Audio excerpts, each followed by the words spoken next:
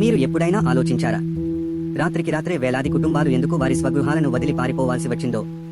ఎందుకు ఓ శాంతియుత సముదాయం తమ సాంస్కృతిక వారసత్వాన్ని, భూమిని, గౌరవాన్ని కోల్పోయింది? మరియు ఆర్టికల్ 370 అంటే ఏంటి? ఎందుకు అది దేశం మొత్తానికి చర్చనీయాంశమైంది? ఈ వీడియోలో మనం చూస్తాం కశ్మీరీ పండిట్ల అసలైన బాధను, ఉగ్రవాదం ఎలా ఆరంభమైందో, మరియు ఆర్టికల్ 370 నిజంగా ఏమి చేసింది అనే వివరాలను. ఇది కేవలం చరిత్ర కాదు, ఇంకా కరుగుతున్న గాయం.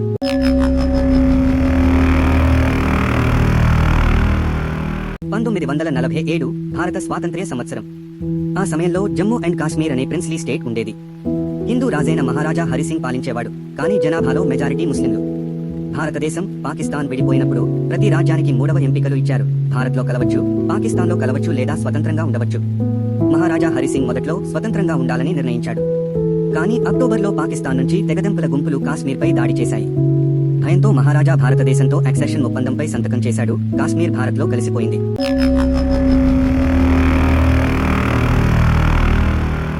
కాశ్మీర్ పరిస్థితిని దృష్టిలో ఉంచుకుని భారత రాజ్యాంగంలో ఆర్టికల్ 370ను జోడించారు. దీని ద్వారా జమ్మూ అండ్ కాశ్మీర్కు ప్రత్యేక హోదా లభించింది. రాష్ట్రానికి తదుపరి రాజ్యాంగం, ప్రత్యేక పతాకం, భారతదేశ చట్టాలు నేరుగా వర్తించవు. ఇతర రాష్ట్రాల వారు ఆస్తి కొనలేరు. ఇది తాత్కాలికంగా ఉండాలని భావించారు, కానీ 70 ఏళ్లకు పైగా కొనసాగింది. కొంతమంది దీన్ని కాశ్మీర్కు రక్షణగా చూస్తారు, మరికొంతమంది దీన్ని దేశ విభజనకు దారి తీసే కారణంగా చూస్తారు.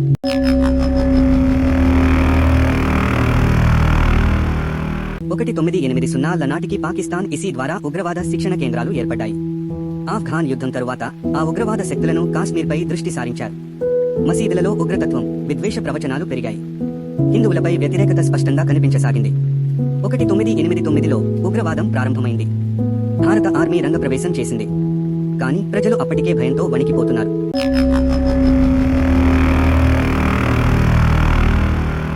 కాశ్మీరులోని హిందూ మైనారిటీ పండిట్ సముదాయం అతి శాంతియుత జీవితం గడుపుతోంది. కానీ ఒక్కసారిగా వారిని వ్యతిరేకులుగా చిత్రీకరించారు. మసీదుల నుండి వినిపించిన నినాదాలు, కఫిర్ బయటికి పో, లేకపోతే చచ్చిపో, గోడలపై వ్రాయబడిన హెచ్చరికలు, పోస్టర్లలో శబ్దాలు, మార్చుకో లేదా చచ్చిపో. అనేక మంది నాయకులు, గురువులు, న్యాయమూర్తులు, మహిళలు, హత్యలు, అత్యాచారాలు, మానభంగాలు. 1990 జనవరిలో సుమారు 4 నుంచి 5 వరకు లక్షల పండిట్లు ఒక్క రాత్రిలో పారిపోవాల్సి వచ్చింది. వారు తమ ఇల్లు, దేవాలయాలు, ఆస్తులు అన్నీ వదిలిపెట్టారు.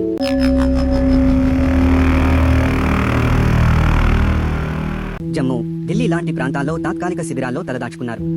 వీటిలో నీరు లేకుండా, విద్య లేకుండా, కనీస సదుపాయాలు లేకుండా జీవించాలి. పండిట్ సముదాయానికి చెందిన డాక్టర్లు, ప్రొఫెసర్లు రోజువారీ కూలీలు అయ్యారు. 30 సంవత్సరాలుగా తమ స్వగ్రామానికి తిరిగి వెళ్లే ఆశతో ఎదురు చూస్తున్నారు, కానీ తిరిగి పిలిచేవాళ్లు ఎవరూ లేరు.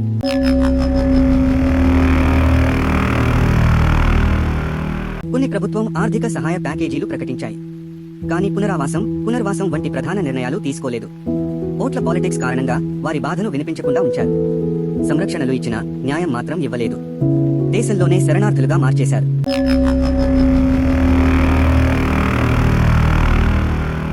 ఆగస్టు 5, 2019 కేంద్ర ప్రభుత్వం ఆర్టికల్ 370-35ను రద్దు చేసింది. జమ్మూ కాశ్మీర్కు ఇచ్చిన ప్రత్యేక హోదా తొలగించబడింది. రాష్ట్రాన్ని 2 యూనియన్ టెరిటరీలుగా విభజించారు, జమ్మూ కాశ్మీర్ మరియు లడాక్. ముఖ్యమైన మార్పులు: భారతదేశ చట్టాలు ఇప్పుడు పూర్తిగా వర్తించాయి. ఎవరైనా ఆస్తి కొనవచ్చు. మహిళలకు, దళితులకు హక్కులు. ఇది కొందరికి దేశ భద్రతకు చిహ్నం, మరికొందరికి ప్రజాస్వామ్య దౌర్జన్యం.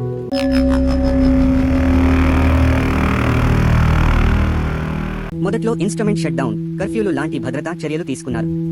కానీ 1 సంవత్సరం తరువాత నెమ్మదిగా అభివృద్ధి ప్రారంభమైంది. కొత్త రోడ్లు, విద్యా సదుపాయాలు, బిజినెస్ అవకాశాలు వచ్చాయి. కానీ అసలైన ప్రశ్న ఇంకా మిగిలే ఉంది: పండిట్లు తిరిగి వస్తారా? తమ పూర్వీకుల భూమిని తిరిగి చూడగలరా?